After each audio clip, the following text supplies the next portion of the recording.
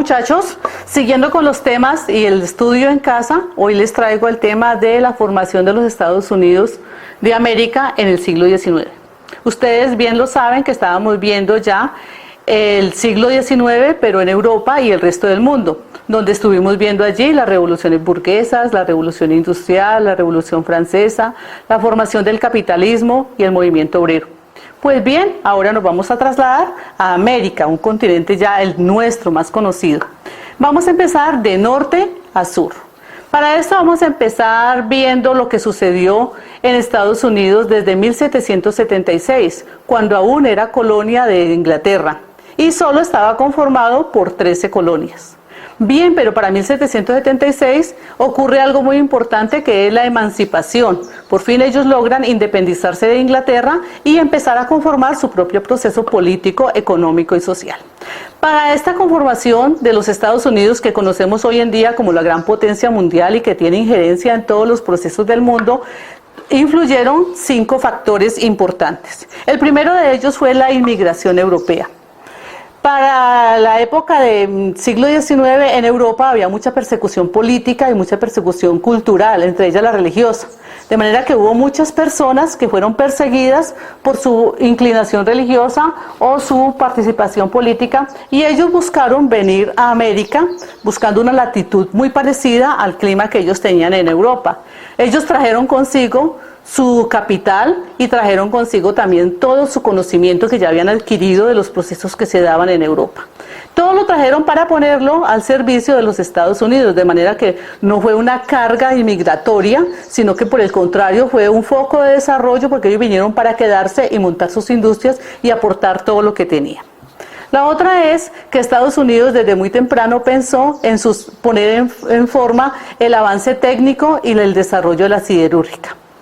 ¿Para qué? Se preguntarán ustedes. Pues es importante porque ahora, así como en Europa se había dado una revolución industrial, pues en Estados Unidos se estaba haciendo lo mismo. Y eran muchos los curiosos y muchos los ingeniosos que estaban buscando ahora aportar a la técnica, y fuera de eso, con el descubrimiento del hierro y al poner al servicio de la fabricación de máquinas para luego también industrializar, esto permitió que Estados Unidos iniciara su proceso en la industria pesada. También tenía industria liviana, pero el fuerte fue la industria pesada, como fue la fabricación de ferrocarriles, de trenes, de carros y de todo esto que iba a ser parte de la gran industrialización de América. Como tercero tenemos el descubrimiento o el avance hacia el oeste. Las 13 colonias estaban quedando cortas, la población estaba aumentando y ahora ellos necesitaban también mucha materia prima, por lo que vieron que era necesario expandirse hacia el occidente o el oeste. Para ello se encontraron con los indígenas que habitaban el centro y el oeste de los Estados Unidos, y pues prácticamente los aniquilaron, como ha sido la historia en todo el tiempo de América, que llegan los europeos o los blancos y no respetan la cultura autónoma, sino que pasan por encima de ellos. Empezaron a buscar hacia el occidente y encuentran tierras muy fértiles para cultivar, y fuera de eso una gran red hídrica que le permitió mejorar la navegación y la comunicación.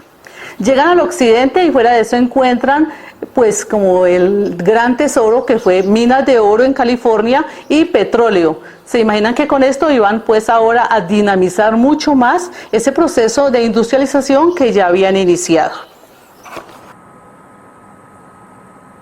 La conquista del oeste americano.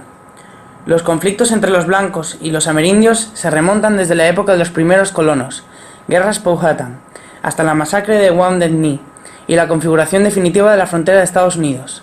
Generalmente concluían con la conquista de los pueblos amerindios, su asimilación cultural, les imponían las costumbres y creencias occidentales y su localización forzosa en reservas. Cuando Estados Unidos se independizó de Gran Bretaña en 1783, su territorio comprendía desde la costa atlántica hasta los Apalaches. Entre esta cordillera y la costa del Océano Pacífico existía un extensísimo territorio en el que unos 4 millones de nativos hacían sus vidas. La nación recién creada movería su frontera cada vez más allá en este vasto terreno, donde los únicos blancos que vivían eran comerciantes y tramperos. En el año 1803, Estados Unidos compró la Luisiana a Francia, en 1819 la Florida a España, y entre los años 1845 y 1848 arrebató a México un territorio que abarca la tercera parte de su extensión actual. La doctrina del destino manifiesto es una frase idea que expresa la creencia en que Estados Unidos de América es una nación destinada a expandirse desde las costas del Atlántico hasta el Pacífico. Esta idea es también usada por los partidarios para justificar otras adquisiciones territoriales. La guerra entre Estados Unidos y México, conocida en México como intervención estadounidense, fue un conflicto bélico que enfrentó a ambos países entre 1846 y 1848. Se inició a consecuencia de las pretensiones expansionistas de los Estados Unidos de América, cuyo primer paso fue la creación de la República de Texas, separándose del Estado mexicano de Coahuila. Este hecho, sumado a la entrada del ejército estadounidense a la zona comprendida entre los ríos Nueces y Bravo, más la demanda de indemnización al gobierno mexicano por los daños causados en Texas durante su guerra de independencia, crearon la República de California. Posteriormente, provocaron el conflicto armado entre ambos países por los actuales estados de Nuevo México, Arizona, Nevada, parte de Colorado y Utah. Esta guerra acabó siendo una victoria estadounidense mediante el Tratado de Guadalupe Hidalgo, en el que México pierde más de la mitad de su territorio. La expansión tan apabullante tuvo como únicas víctimas a los pueblos indios del oeste. Habitaban medios naturales dispares, desde las enormes extensiones del mar de hierba de la pradera hasta las áridas zonas del suroeste. Sin embargo, todos tenían algo que les unía. Para ellos no existía la propiedad privada. Desgraciadamente, en 1787 se aprobaba la Ordenanza del Noroeste, que dictaminaba que los territorios del oeste eran propiedad federal. Los gobiernos comenzaron a vender lotes de tierras a precios cada vez menores para favorecer así la colonización de aquella zona.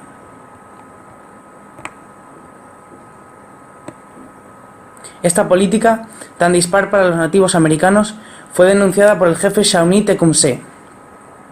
Tecumseh desafió a Estados Unidos pretendiendo formar una alianza entre las naciones indígenas que, de haberse consumado, hubiese supuesto una importante amenaza para toda la frontera, desde Canadá hasta México. Su rebelión, de 1810 a 1813, fracasó en cuanto él murió en combate. Desde entonces, no hubo ningún otro intento de unificar las naciones amerindias.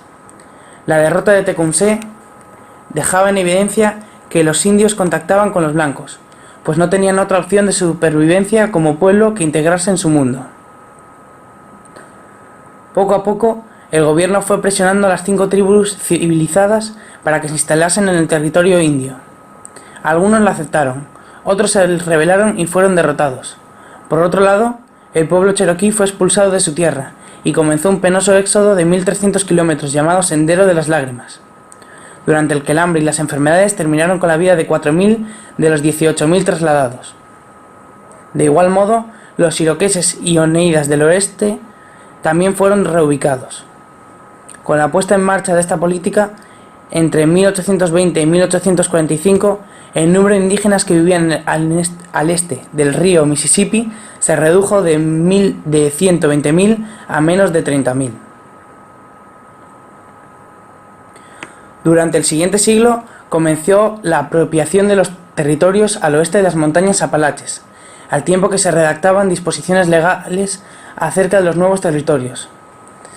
En 1830 se ordenó por ley, la Indian Removal Act, el desplazamiento de todos los amerindios sureños hacia el oeste del río Mississippi, a una zona que llamó Territorio Indio, y fue el primer precedente del futuro sistema de reservas indias. Según la ley, ninguna persona de piel blanca podía asentarse en esas tierras. Sin embargo, los problemas se dieron entre los mismos aborígenes, al tener que convivir con los pueblos amerindios venidos del este. En 1851 se firmó el primero de los tratados del Fuerte Laramie. Este fuerte había surgido para defender las rutas de los pioneros que atravesaran las grandes llanuras camino de Oregón y Utah, invadiendo de paso territorios pertenecientes a los amerindios. Para asegurar el libre paso de las caravanas, comisionados del gobierno se reunieron a negociar con representantes de las naciones Sioux, Cheyenne, Arapaho, Crow, Anicara, Assiniboine y Gosventre. Como cuarto tenemos la política antiesclavista. Estados Unidos se había caracterizado porque los estados del norte no tenían esclavitud y los estados del sur sí tenían esclavitud porque se dedicaban a las plantaciones, especialmente el cultivo del algodón y del tabaco. Y las colonias del norte eran industrializadas. Entonces había siempre esa disputa entre esclavistas y no esclavistas. Por eso hubo varios intentos de que algunos estados fueran aboliendo la esclavitud. Se dice que desde 1820 hubo inicios ya de ir aboliendo la esclavitud, pero no de manera total. Esto ocurre en 1863, cuando llega a la presidencia el presidente Abraham Lincoln, y él sí dio un acta definitiva de abolición de la esclavitud. Esto permitió entonces que los estados del sur, que eran esclavistas, ahora aportaran mucha más mano obrera para la industria que estaba ya en fuerte y pudiera seguir más su desarrollo. Como punto quinto tenemos la Guerra de Secesión. La Guerra de Secesión es producto precisamente de esa política antiesclavista, porque el hecho de que los estados sureños se convirtieran en no esclavistas no fue fácil. Eso ocurrió debido a una guerra que llamó la Guerra de Secesión. La palabra secesión, como se dice, significa separar, dividir. Entonces se separaron los estados del norte esclavistas y los estados del sur, los estados del norte no esclavistas y los estados del sur esclavistas. Esto los llevó a una guerra entre sí hasta que llegó a su fin con que todos los estados de la Unión y la Confederación abolieran totalmente la esclavitud.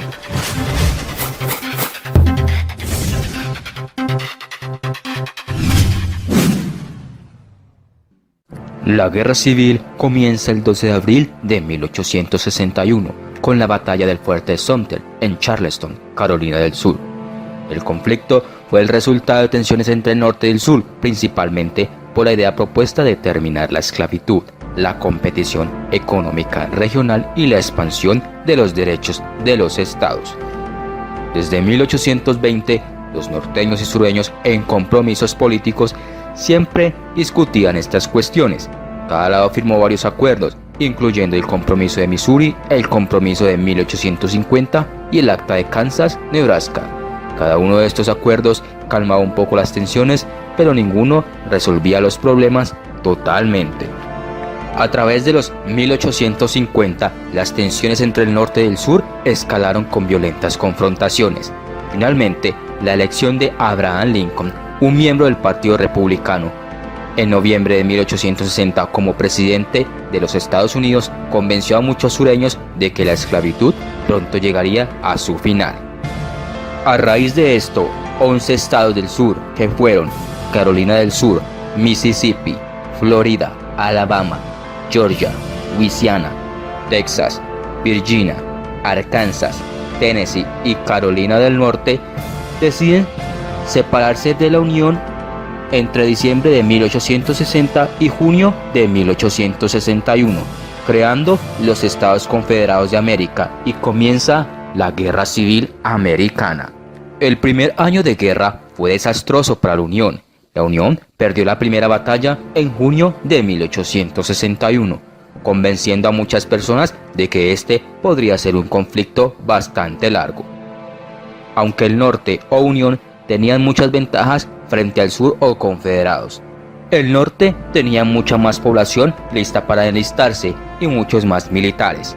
El sur tenía menos fábricas necesarias para producir material de guerra. El norte poseía mejores redes de transporte, autopistas principales, canales y vías férreas, las cuales podían usarse para reabastecer al ejército fácilmente en el campo.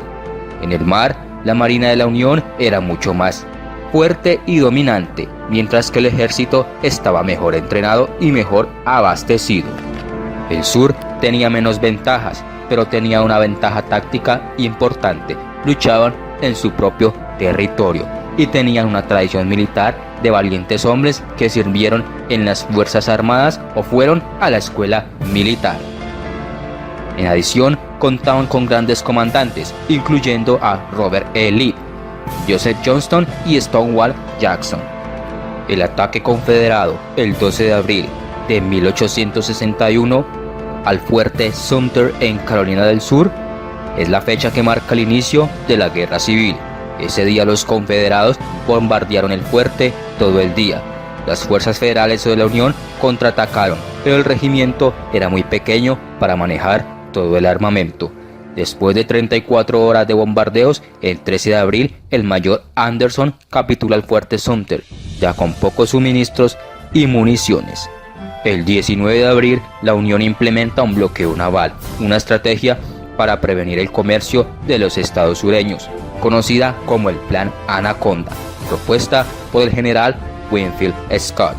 Inicialmente no tuvo muchas consecuencias, pero a medida que la Unión ganaba fuerza en los mares, se hizo más efectivo y dejó a los confederados a la merced de sus propios recursos que probaron ser insuficientes, especialmente municiones y suministros médicos. El sur no disponía de barcos, por lo que tuvo que improvisar una armada con buques mercantiles artillados. Este bloqueo permaneció vigente hasta el fin de la guerra. El 1 de enero de 1863 ocurrió la Proclamación de Emancipación. Fue una proclamación presidencial y orden ejecutiva firmada por el presidente Abraham Lincoln, que cambió el estatus legal de esclavo a libre a más de 3 millones de afroamericanos en las áreas designadas en el sur.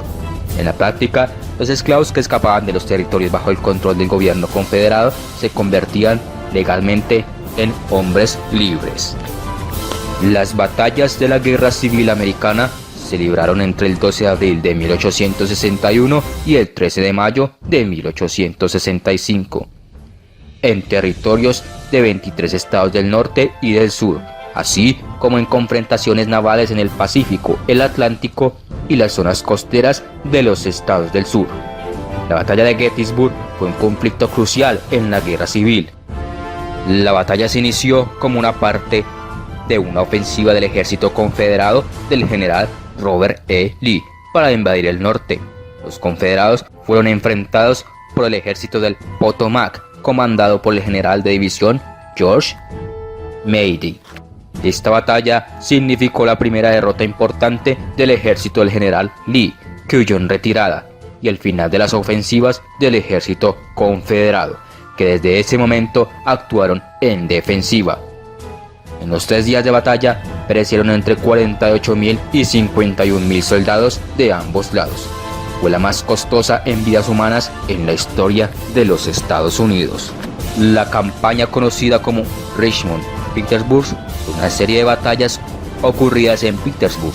La campaña se inició con la primera batalla de Petersburg el 9 de junio de 1864, en la que el ejército federal comandado por el general Ulysses S. Grant intentó infructuosamente asaltar Petersburg, que era un punto crucial para los suministros del ejército confederado bajo el mando del general Robert E. Lee.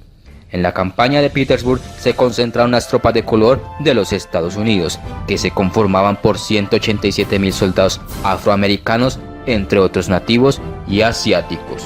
El 15 de noviembre de 1864, el general William Sherman del ejército de la Unión, con un masivo contingente de alrededor de 60.000 hombres, inicia la campaña conocida como Savannah, iniciando desde la captura de la ciudad de Atlanta, en Georgia, y culminó con la captura del puerto de Savannah. El 21 de diciembre, las fuerzas de Sherman destruyeron en el trayecto objetivos militares, industrias, infraestructura e interrumpieron la economía y redes de transporte de la Confederación.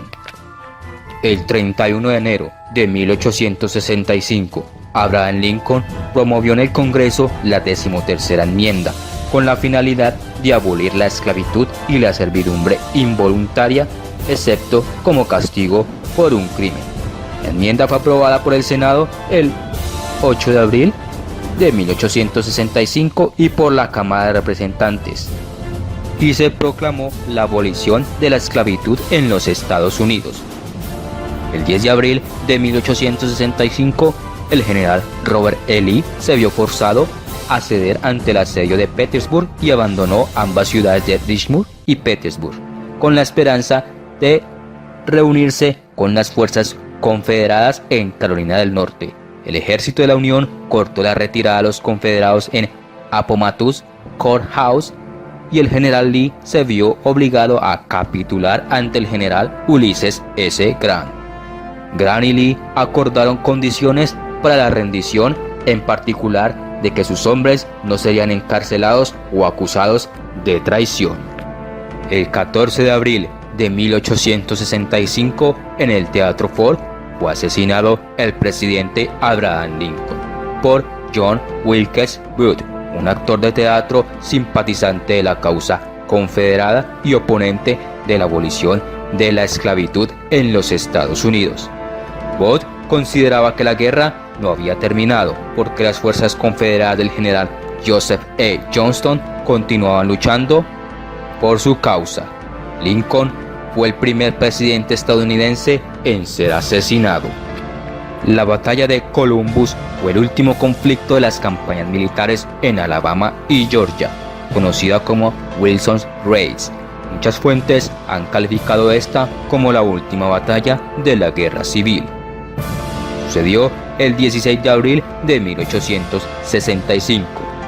Otros enfrentamientos entre ejércitos de la Unión y confederados se llevaron a cabo con posterioridad, pero al menos desde la perspectiva del gobierno de la Unión ya no los consideraban combatientes, sino fugitivos.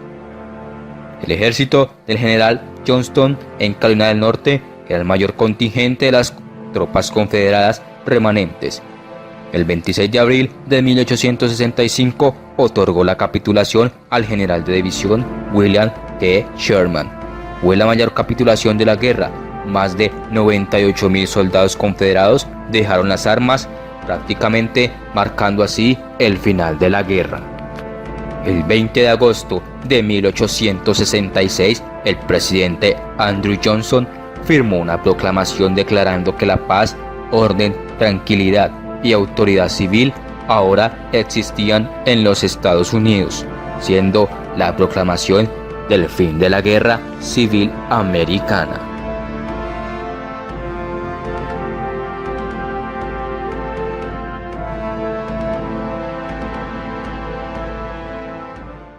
Tema que también será reforzado con los talleres y las teorías que ustedes van a leer en la próxima clase. Gracias.